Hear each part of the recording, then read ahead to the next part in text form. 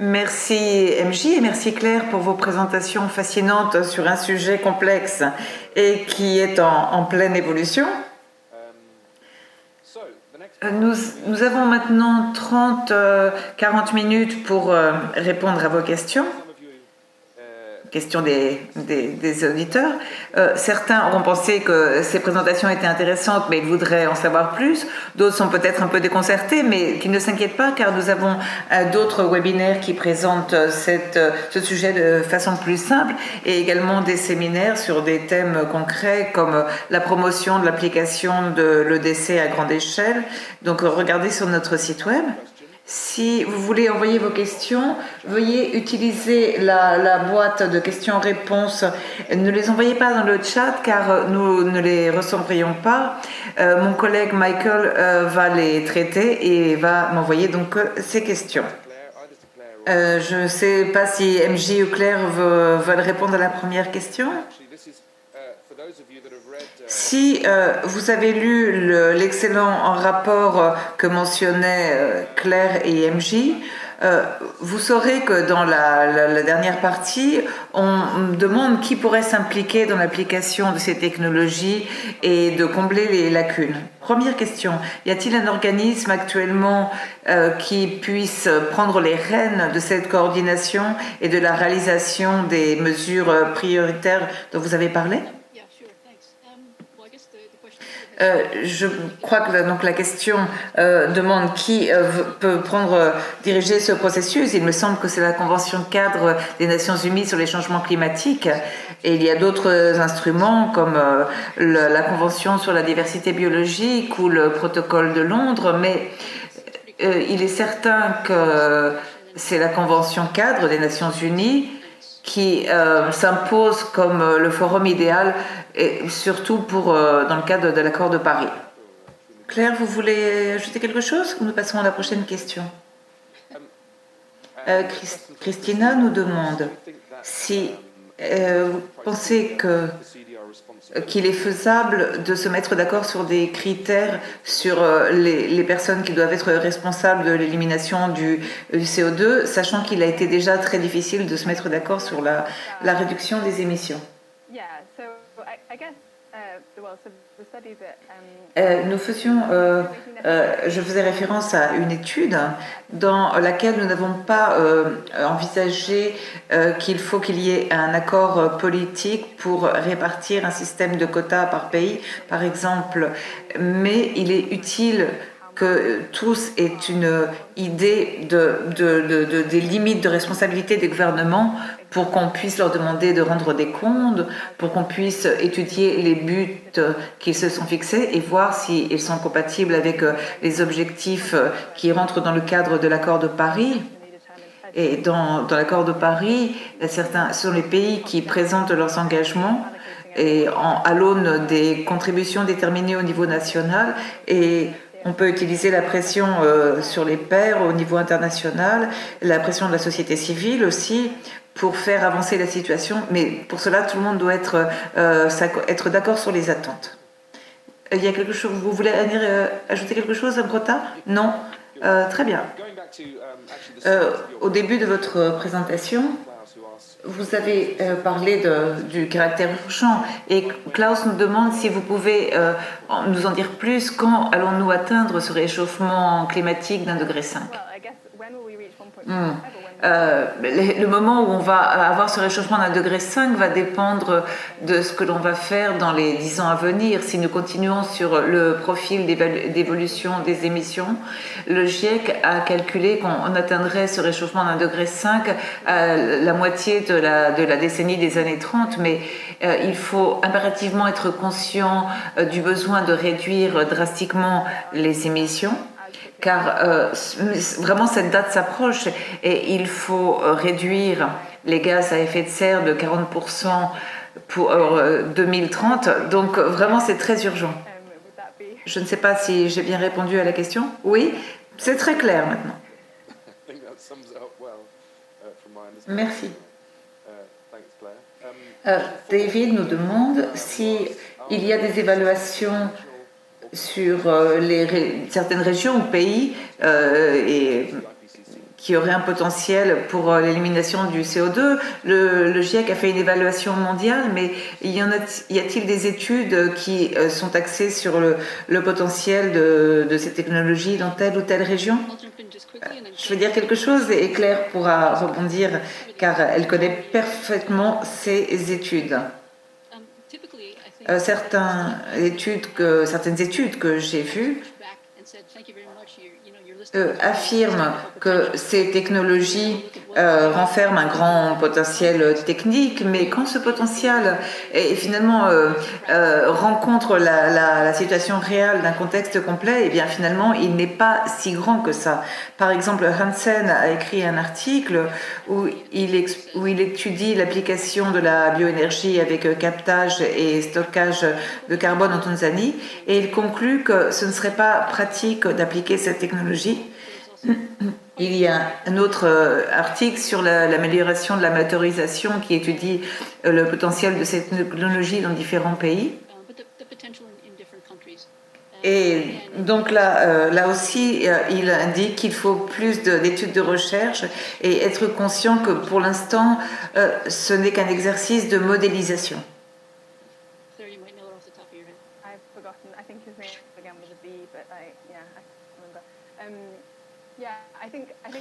Oui, comme dit MJ, il faut voir comment nous définissons le potentiel. Il y a un potentiel d'ordre technologique, mais il est impératif de comprendre comment, comme le font différentes études actuelles, si ces technologies sont viables du point de vue social dans différents contextes. Il y a un article qui a été publié l'année dernière sur le potentiel du boisement tropical. Ils ont tenté de prendre en compte le potentiel technique, mais aussi de voir comment influent sur ce potentiel d'autres éléments politiques, financiers. Il y a un autre article qui a été publié cette année de Pozo et d'autres confrères, étudie la situation de l'Union européenne et ils font une étude similaire à la nôtre sur le thème de l'équité et de la redistribution du fardeau entre différents pays. Et ils ont comparé le potentiel de différents endroits dans l'Union européenne et ils sont arrivés à la conclusion que l'Union européenne ne pourrait pas vraiment profiter de ce potentiel. Et donc, ils envisagent la possibilité soit d'améliorer les technologies ou l'Union européenne devrait avoir recours à l'appui de l'élimination du CO2 dans d'autres endroits. MJ a parlé de la création de capacités nécessaires dans les pays en développement. Pourriez-vous apporter des précisions? Quel type de création de capacités sont-elles nécessaires? Un des défis principaux, c'est la création d'inventaires de gaz à effet de serre. C'est un problème pour un bon nombre de pays en développement car ils n'ont pas d'informations sur ce thème. Il y a des options d'élimination de CO2 qui impliqueraient différents pays. Par exemple, dans le cas de la bioénergie avec captage et stockage de carbone, on peut cultiver de la biomasse dans un pays où les inventaires ne sont pas très détaillés et finalement, on aurait donc une comptabilisation qui ne serait pas sûre de tout le cycle de ce projet et donc les résultats ne seraient pas fiables. Et on peut aussi se trouver dans un cas où la biomasse soit créée dans un pays, la combustion dans un autre, et donc il y a différentes méthodes de présenter des rapports ou de comptabilisation, ou même de les inclure dans différents secteurs, donc c'est vraiment compliqué. Il y a actuellement une création de cadres pour présenter les informations dans le cadre de l'accord de Paris et il reste encore de la place pour y intégrer des informations sur la façon d'éliminer des émissions et sur les objectifs en fonction de différents secteurs. Et nous pouvons le faire maintenant, mais pas plus tard, car il faut qu'ils se mettent d'accord l'année prochaine. Mais pour l'instant, nous avons encore de l'espace pour que les pays puissent améliorer la présentation de leur rapport dans la Convention cadre des Nations Unies sur le changement climatique. Claire, quelque chose, non? Bien sûr, il y a beaucoup de choses qu'on ne connaît pas encore apparemment. Et les pays vont devoir se poser beaucoup de questions en la matière. Lindom demande si créer un forum officiel de débat sur la gouvernance de l'EDC, donc au niveau international, serait utile pour que les pays en sachent plus sur cette question. Je ne sais pas ce qu'en pense Claire, mais moi je pense que l'un des défis principaux, peut-être que j'exagère, mais donc c'est que cela ne serve pas de mesure dissuasive à l'atténuation. D'un côté, il faut parler de l'élimination du CO2 car il faut nous ayons recours à ceci pour atteindre l'objectif du 1,5 degré, mais il est primordial de réduire les émissions dès maintenant et peut-être que ouvrir des débats sur la gouvernance de l'EDC peut laisser penser que il n'y a pas qu'à se soucier de réduire les émissions maintenant, car finalement on pourra toujours avoir recours à ces technologies d'EDC et ce n'est pas certain, non, ce n'est pas vrai. On a besoin des deux, de réduire les émissions et d'aborder des questions comme l'utilisation des combustibles fossiles et aussi d'appliquer d'autres types de solutions pour éliminer les émissions qu'on n'aurait pas réussi à réduire. Merci. Claire, vous voulez ajouter quelque chose?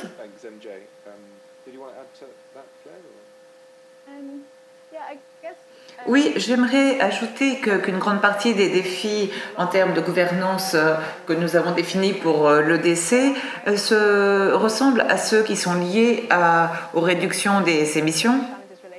En termes de suivi, de buts très clairs, de compréhension sur il fonctionne d'un côté la réduction et de l'autre côté l'élimination des émissions. Et je crois qu'il ne faut pas trop insister sur l'élimination du CO2, mais on doit voir cela comme une partie de la solution, comme seulement comme un élément de ce qu'il faut faire, car on ne peut pas simplement choisir une alternative. Ça, c'est très clair. Oui, et en général, on en parle à chaque fois que le thème est abordé. La question suivante a trait aux mesures prioritaires, c'est-à-dire sensibiliser d'abord sur les efforts d'atténuation qu'il faut faire à court terme et qui aura des conséquences sur ce qu'il faudra faire à l'avenir. Comment pouvons-nous avoir cette sensibilisation? Comment pouvons-nous l'atteindre sur le conflit qu'il y a entre ce que l'on va faire maintenant et ce que on en fera plus tard? Et c'est justement pour cela que nous avons fait les recherches en vue de notre article, car nous nous sommes rendus compte que l'élimination du CO2 était comme un problème très important dont personne ne voulait parler, et nous voulions établir un lien très clair entre l'EDC et la réduction des émissions pour qu'il soit clair que ce que nous allons faire dans les 10 ans à venir en termes d'atténuation aura des conséquences sur le fardeau qui pourra peser sur les générations futures quant à l'élimination du CO2. Et dans notre article, nous avons misé sur des objectifs indépendants en termes de déduction et d'élimination. Maintenant, on parle beaucoup d'atteindre un niveau d'émission de 0, mais il faut comprendre exactement comment on y arrive, quelle partie d'élimination il y a et de réduction. Il faut comprendre ces flux. Et donc, il faut parler de flux bruts plutôt que de traiter, enfin de voir simplement le résultat net total. Donc, il faut une sensibilisation sur beaucoup d'aspects différents. Oui. Dans un article qui a été publié récemment par Brian King, il est question des profils d'évolution, la P3, établie par le GIEC dans son rapport spécial. Et dans ce profil, il faudrait avoir recours à la bioénergie avec captage et stockage du carbone sur un territoire équivalent à la superficie de l'Inde.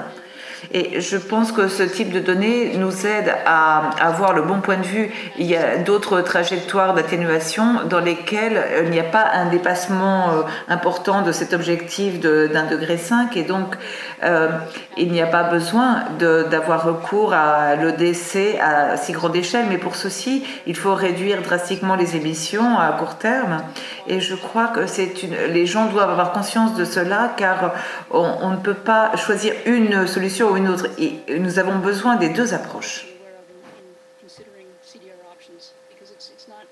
Vous pourriez donner des précisions sur la recherche et le développement, sur l'élimination du CO2? Quelles formes peuvent-elles adopter? Est-ce que vous pourriez donner des exemples sur la façon de répartir le risque qui accompagne ces technologies? Oui, on peut simplement partager les dépenses que suppose un projet de recherche en gardant à l'esprit que si une initiative fonctionne, il va y avoir des avantages et des bénéfices pour tout le monde. Où on peut étudier une certaine option de décès, sachant qu'elle sera idéale pour un certain pays qui n'a peut-être pas la capacité et qui donc a besoin d'aide pour pouvoir mettre ce projet en marche. Donc il y a différentes formes d'y arriver. Il faut dire que certaines de ces initiatives sont chères et qu'elles ne vont pas simplement se faire parce qu'on a envie de le faire. Il faut aussi ajouter, quant au partage des dépenses, que ce ne devrait pas simplement reposer sur les gouvernements, mais il faudrait que les entreprises s'impliquent également et qu'elles assument une partie de ces coûts, de ces risques, enfin comme on veut les appeler. Nous avons besoin comme l'a dit l'autre jour dans une présentation qu'elle a fait il y a quelques jours, si les technologies d'élimination du CO2 suivaient le même patron de coût que l'énergie photovoltaïque, eh bien, il faudrait attendre 2100 pour que cette technologie puisse être utilisée à grande échelle. Donc, pour l'appliquer au rythme et à l'échelle que nous avons besoin, il faut impliquer également de grandes entreprises. Une question qui a trait spécifiquement à la technologie sur le biochar que Claire a présenté comme une approche d'EDC.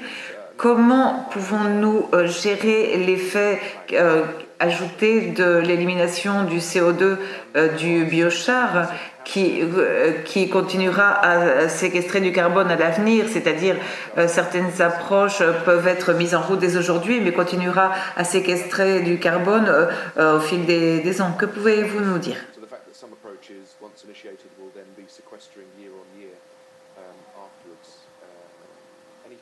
Il y a des méthodes de présentation des informations pour l'élimination du CO2 grâce au biochar que le GIEC a établi. Et actuellement, il y a une amélioration de ces méthodes d'information sur les inventaires de gaz à effet de serre. Et le GIEC donne au pays la possibilité d'utiliser différentes méthodes, différents niveaux. La plus simple, c'est d'utiliser des facteurs par défaut. Et les plus compliqués sont basés sur des données réelles, détaillées des pays. Le biochar dépend beaucoup du contexte local et donc on ne peut pas utiliser les méthodes les plus simples. Il faut utiliser les méthodes de comptabilisation qui reflètent bien la situation, mais c'est un défi, car certains pays n'ont pas ces données et ne comprennent pas la question de la durabilité du carbone quand on utilise le biochar, ou peuvent ne pas avoir la capacité de suivre cette durée. Donc on peut avoir une situation où les chiffres par défaut sont donnés mais qui ne reflètent pas la véritable situation du carbone qui est stocké dans certains endroits, et on pourrait même exagérer la quantité d'émissions qui ont été stockées. Donc la question de la durée de ces initiatives est fondamentale, car certaines options, comme par exemple la bioénergie avec captage et stockage du carbone, vont produire des résultats différents en termes d'émissions en fonction de la durée de comptabilisation. Et donc, c'est une question épineuse et il est certain que c'est une difficulté qu'il faut régler. Il y a une expérience, par exemple, du régime climatique, comme par exemple la réduction des émissions pour des raisons de déforestation. Peut-on apprendre quelque chose de ces programmes qui sont RED et RED+, pour les appliquer à des méthodes de décès qui ne sont pas basées sur la Terre? Eh bien, s'il y a quelque chose que nous apprend RED et RED+, c'est qu'il est très difficile de suivre le stockage de carbone. C'est très difficile également d'aborder le thème de la permanence. Par exemple, si on pense aux incendies qu'il y a eu récemment au Brésil, un pays qui pendant assez longtemps a déployé des efforts pour maintenir ses forêts, eh bien, on voit qu'il est vraiment difficile de faire ceci. Donc, il y a beaucoup de lections que l'on peut tirer, par exemple, les conséquences de ces mesures sur la durabilité et sur les communautés locales, le financement, par exemple, qui en général est positif, mais qui peut avoir entraîné des effets assez bizarres sur certaines communautés. Et finalement, il faut garder à l'esprit que ces initiatives s'appliquent dans des contextes concrets et il est très important de bien les connaître avant de planifier le moindre type de projet de décès. Le financement basé sur les résultats a été utilisé jusqu'à présent, c'est-à-dire que s'il était démontré qu'était protégé un certain type de forêt, il y avait une récompense. Mais est-ce qu'on sait combien de temps le carbone va être stocké, combien de temps va durer le puits, que va en être quand les propriétaires qui préfèrent peut-être utiliser ces terres pour d'autres fins économiques? C'est difficile car finalement ces initiatives s'appliquent sur le terrain. La prochaine question a trait à la vaste expérience que vous avez acquise dans les négociations dans la Convention cadre des Nations Unies sur les changements climatiques. Christina nous demande si l'exigence pour la plus grande ambition possible, je pense qu'elle fait référence à l'article 4.3 de l'accord de Paris, donc s'il pouvait être brandi comme un argument pour défendre le besoin de réduire drastiquement et rapidement les émissions. Et nous entrons vraiment dans les considérations techniques de l'accord de Paris. Bonjour Christina. Il y a deux exigences fondamentales. D'un côté, celle pour la plus grande ambition possible, l'article 4, mais l'article 5 exige également des pays qu'ils améliorent leur capacité d'élimination du CO2, par exemple dans le secteur terrestre, en préservant leur bois, leur forêt. Et il est important de comprendre que la chose la plus adéquate n'est peut-être pas d'utiliser les émissions éliminées pour compenser les émissions qui continuent à être libérées. C'est-à-dire qu'il faut les deux choses, la réduction des émissions et les éliminer de l'atmosphère. Je ne comprends pas très... oui, il faudrait peut-être donner une petite tape sur la tête des pays pour qu'elles misent sur la plus grande ambition. Je ne comprends pas très bien le lien de cet argument qu'évoque Christina. Je crois que les articles 4 et 5 sont très clairs sur le besoin de la plus grande ambition possible dans les deux aspects. Claire, vous voulez ajouter quelque chose? Oui. Les preuves scientifiques sur lesquelles se base l'accord de Paris met clairement en évidence ce qu'il faut faire et aucun des profils conçus par le GIEC n'évite le recours à l'élimination du CO2. Donc il faut véritablement réduire les émissions rapidement, mais aussi avoir recours à l'EDC. Si bien sûr on parle du rapport spécial de 2018. Question suivante. MJ a parlé d'aspects du protocole de Londres qu'il faut prendre en compte pour l'EDC. Quelle influence cela peut-il avoir sur des approches concrètes d'élimination du CO2 à grande échelle? Je ne suis pas une experte de la Convention du protocole de Londres. Je pense qu'il en savent beaucoup plus sur les tenants et aboutissants, mais ce protocole de Londres a abordé la question de la géo-ingénierie sur sa façon d'avoir une influence. Et donc, d'un côté, il a reconnu que c'est un thème qui entre dans ses façons d'agir, mais par ailleurs, il s'est écarté et reconnaît qu'il faut que ce soit abordé dans le cadre de la réduction et d'élimination des émissions. Donc, d'un côté, il a marqué son autorité sur cette question, mais par ailleurs, il n'a rien fait. Donc, ce qui veut dire qu'il y a là un principe de précaution qui est appliqué et qu'il y a différents instruments juridiques pour ceci. Actuellement, il y a un moratoire commercial, mais je ne veux pas m'étendre dessus car je sais qu'il y a bientôt une activité et je crois, Nick, que c'est de votre ressort.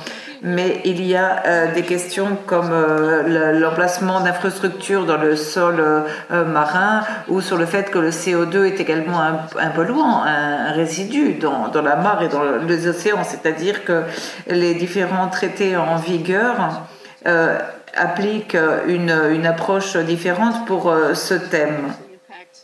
Et les processus qui s'inscrivent dans chacun de ces traités donneront des résultats différents. Par exemple, le protocole de Londres ne va rien dire sur la méthanisation si on éparpille des minéraux dans la terre, mais si c'est fait dans la mer, alors oui, ils vont dire quelque chose. Donc, je veux juste dire que la géo-ingénierie est le mot valise qui a été utilisé dans certains forums et accords pour aborder cette gamme d'approches. Toutefois, le GIEC n'inclut plus le décès dans la géo-ingénierie, mais la voit comme une forme spéciale d'atténuation. Si je ne me trompe pas, c'est du moins comme les choses sont vues dans le rapport spécial sur le réchauffement climatique à 1,5 degré.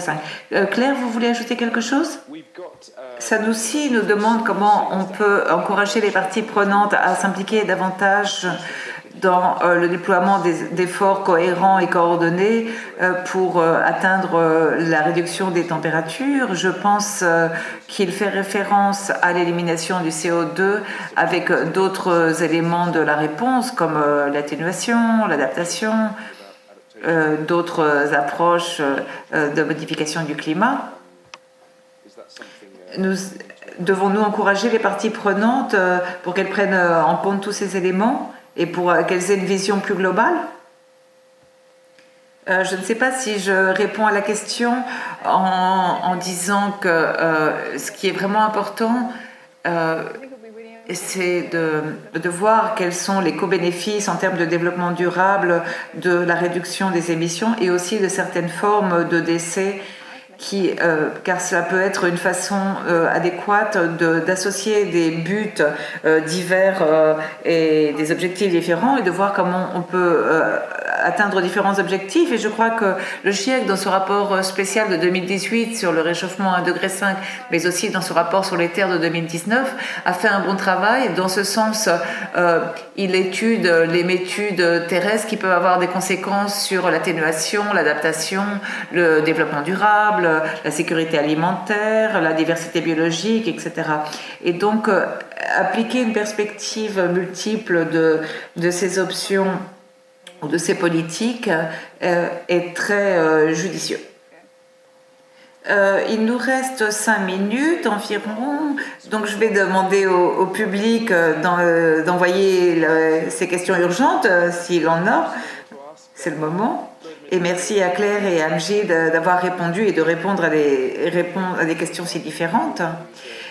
Maintenant, je vais vous demander de sortir votre boule de cristal, car Klaus nous demande quel horizon temporel nous pouvons envisager de façon réaliste pour atteindre des émissions négatives de plusieurs gigatonnes à l'année, qui est ce dont nous avons besoin selon le rapport spécial du GIEC à 1,5 degré, du réchauffement à 1,5 degré.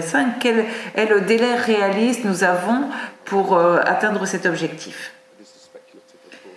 Le GIEC prévoit dans ses différents profils d'évolution qu'il y ait une élimination de plusieurs gigatonnes entre 2040 et 2050.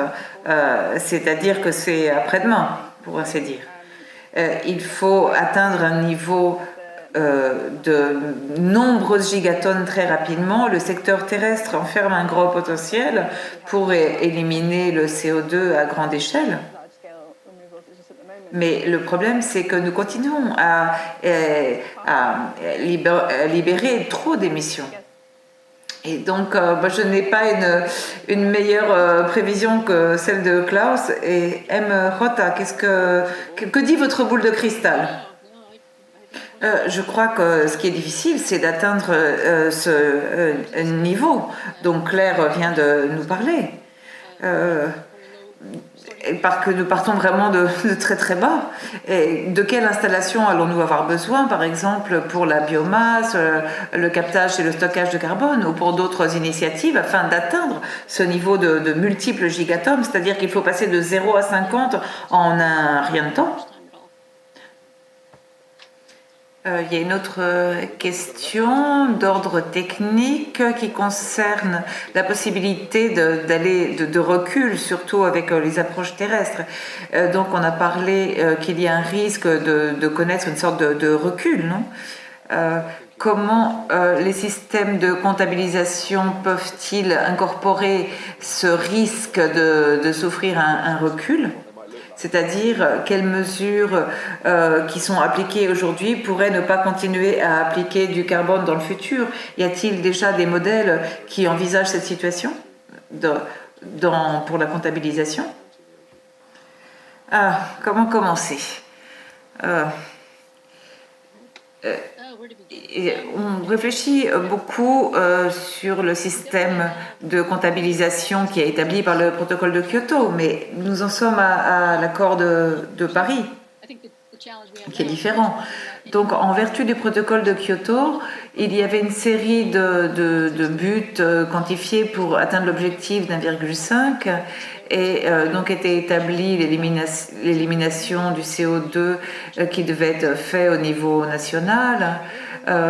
Il y avait des limites sur le transfert des droits d'émission et on voyait jusqu'à quel point il était utile les initiatives de boisement et de reboisement, mais dans la mesure où les objectifs doivent remplir sont difficiles, eh bien, il faut qu'il y ait une confiance, et cette confiance ne se propage pas. Donc, il est primordial d'avoir un bon système de comptabilisation.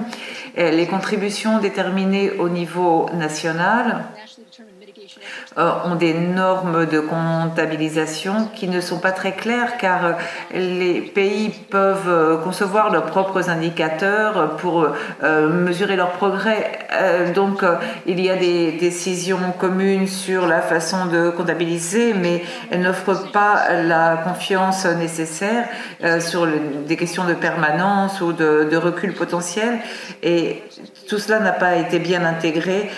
Donc c'est un défi encore plus grand si l'on tient compte des possibles transferts des quotas d'atténuation entre les pays, surtout quand on tient compte le secteur terrestre dans ces transferts. Nous allons passer à la dernière question qui en quelque sorte boucle la boucle, car nous avons commencé par parler des institutions et de celles qui devraient s'engager pour combler les lacunes en termes de gouvernance. Et donc la question c'est quel type de parties prenantes doivent-elles s'impliquer dans ce processus? Claire? Oui, je crois que la liste serait très longue.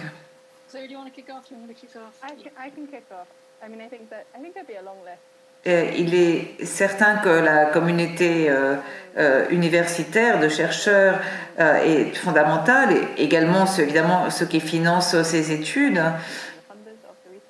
Et il faut absolument comprendre le potentiel et les risques que renferment ces différentes alternatives de décès, jusqu'à quel point elles sont viables, s'il faut avoir des équipes interdisciplinaires de sciences naturelles, mais aussi de sciences sociales, pour savoir quel type de technologie serait viable.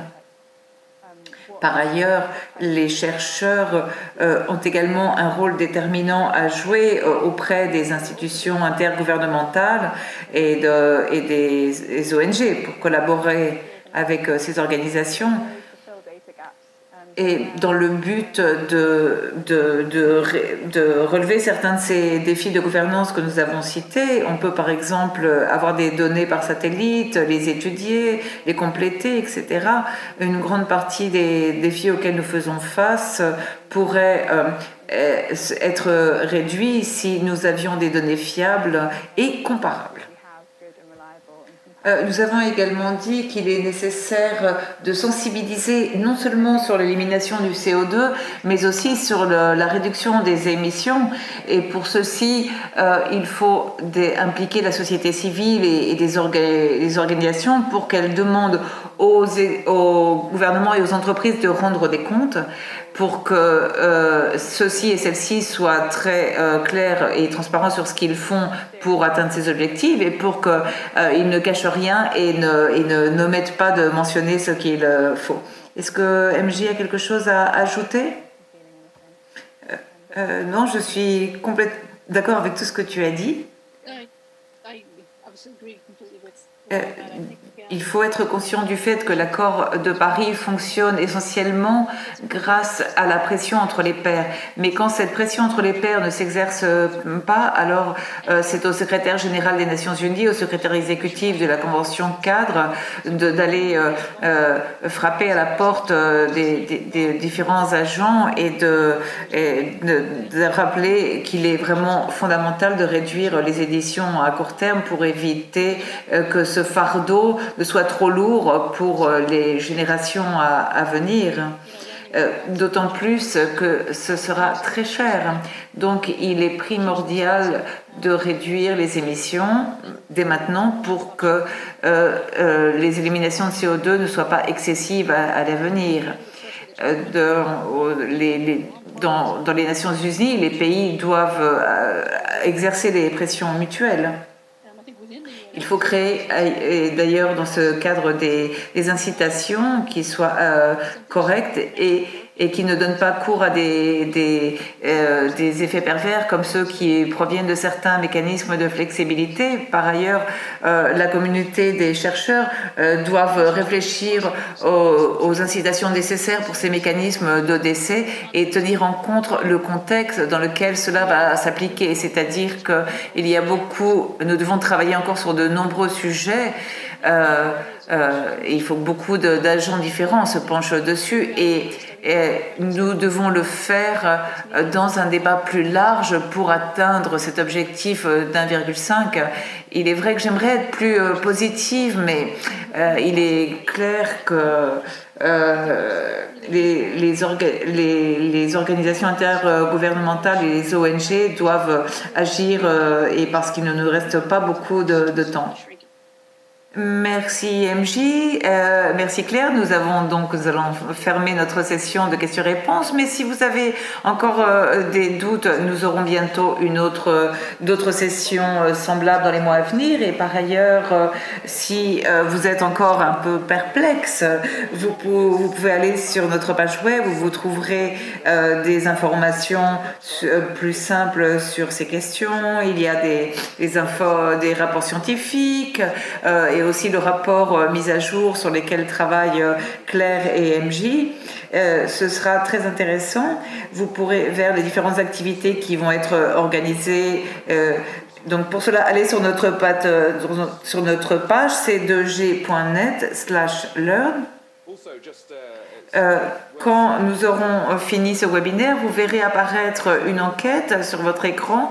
Remplissez-la pour nous donner vos commentaires, car nous pourrons ainsi améliorer ce que nous ferons à l'avenir. Merci beaucoup aux conférencières et merci aux collègues de C2G qui étaient derrière l'écran et qui m'ont aidé. Et merci à tous pour vos questions.